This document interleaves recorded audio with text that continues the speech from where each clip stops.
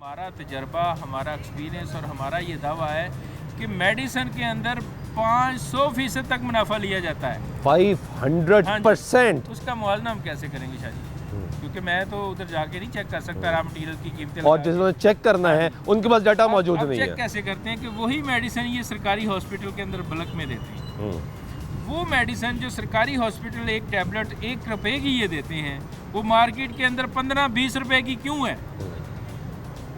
अगर वो मार्केट के अंदर 15 से 20 रुपए की है तो वो 1 रुपए की अगर बल्क में गवर्नमेंट को दे रहे हैं तो इसका मतलब है कि 500 से 1000% मुनाफा मौजूद है मेडिसिन के अंदर।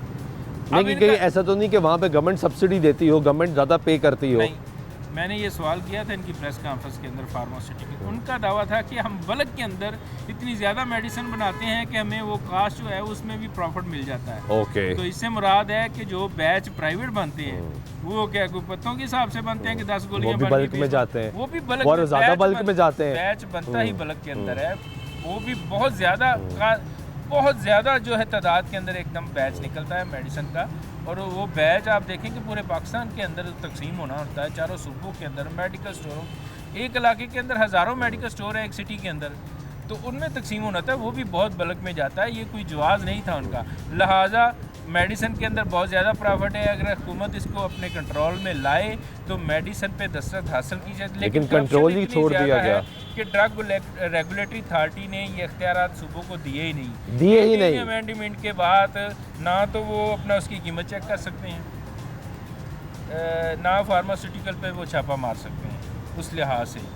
तो अब 2 चीज़ें 3 हैं, जो रॉ मटेरियल बन रहा है, ये हो रहा है।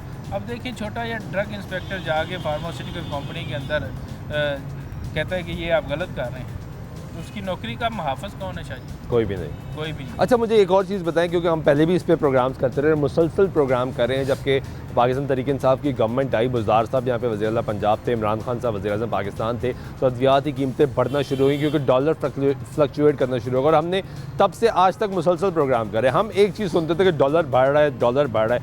अब तो डॉलर नहीं बढ़ रहा, डॉलर बहुत अरसे से स्टेबल है, खड़ा हुआ है, तो कीमत ऊपर जाने की बजाय नीचे आनी चाहिए थी या खड़ी बरकरार आनी चाहिए थी, वो तो बढ़ गई। अब उन्होंने जवाब पेश किया कि बिजली की कीमतें बहुत ज़्यादा बढ़ गई हैं, डॉलर का नहीं कह सकते, तकरीबन 2-2.5 साल से खड़ा है डॉलर। अब बिजली है, अब बिजली का जवाब बनाया गया कि बिजली जितनी महंगी हुई है उसकी कास्ट हम निकालें तो वो हमें सारे में जा रही थी।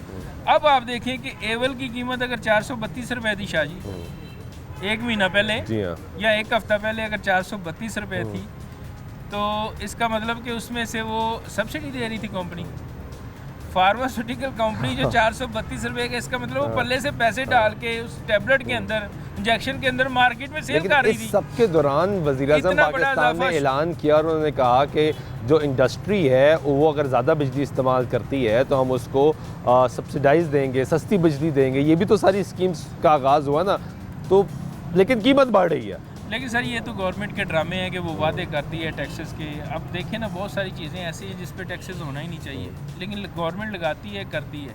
अभी इन्होंने जो इम्पोर्टेंट प्रोडक्ट है जैसे बच्चों का दूध और ये सर्जिकल आलात, ग्लव्स वगैरह और ये वो, उस पर उन्होंने तकरीबन 65 से 70% जो है वो टैक्स लगा दिया है। अगर 100 रुपये की मैं दूसरे मुल्क से ख़रीद के अपने मुल्क में लाता हूँ तो मुझे 170 रुपये की पड़ेगी, तो फिर उससे आगे अब GST भी लगा दिया इन्होंने बहुत सारी चीज़ों पे, 18% GST लगा दिया उस पर उनका। लेकिन ये वो अद्वियात हैं, वो नायाब चीज़ें हैं जो इम्पोर्टेंट हैं और बहुत कम प्रोडक्ट के अंदर जो है वो सेल होती हैं।